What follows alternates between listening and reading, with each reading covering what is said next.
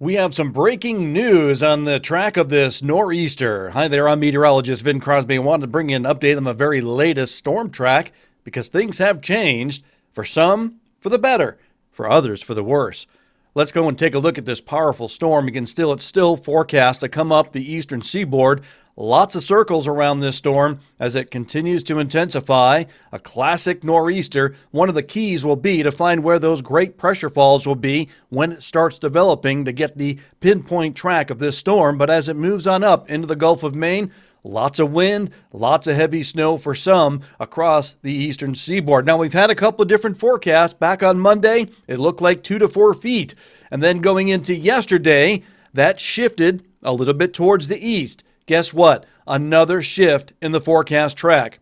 This will shift the heavy snow band now more towards the coast. New York out of the 1 to 3 inch snow band, but Boston is still in it. Portland, Maine, is still in it. Providence out of the 1 to 3 feet, but in the 5 to 10 inch range. And then there's going to be a band of 2 to 4 inches now for central and western areas of New Hampshire back in towards Vermont. Some of these areas back towards western Vermont and around New York State may not get anything. And then the big story for Friday night going into Saturday morning will be down around the Carolinas again.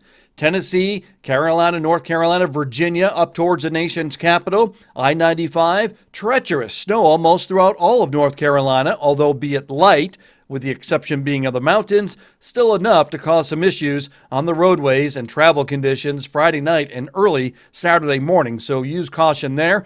That stretch of I-95 around Richmond back up towards Washington, D.C., always treacherous with this storm. So it's all going to be about the storm track again. I grew up in the Northeast, and boy, my professor always said, look for where the greatest pressure falls are on the Atlantic Ocean, just offshore. That will help really determine where the storm track will be with this storm system. So right now, the model's putting that great pressure fall, that's those lines there, the isobars, just now well east of the Cape Hatteras area, and then it starts to move up towards the north, brushing the Cape Cod area and just now into the Gulf of Maine.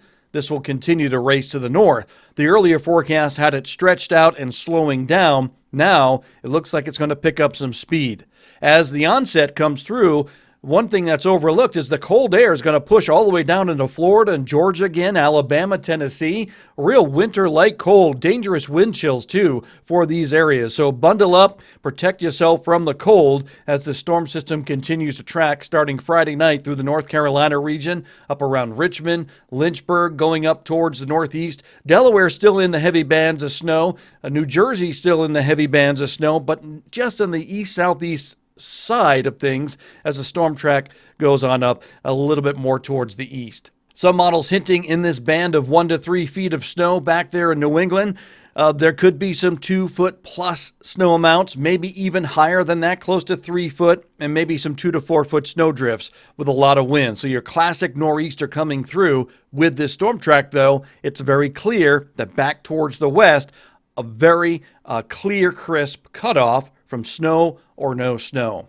So that's the breaking news, a weather update I wanted to bring you here on the Weather Show with Vin Crosby. If any updates warrant, we'll bring you those if the storm track changes. Thanks for tuning in to the Weather Show with meteorologist Vin Crosby. Please subscribe, tell your friends and family to do the same.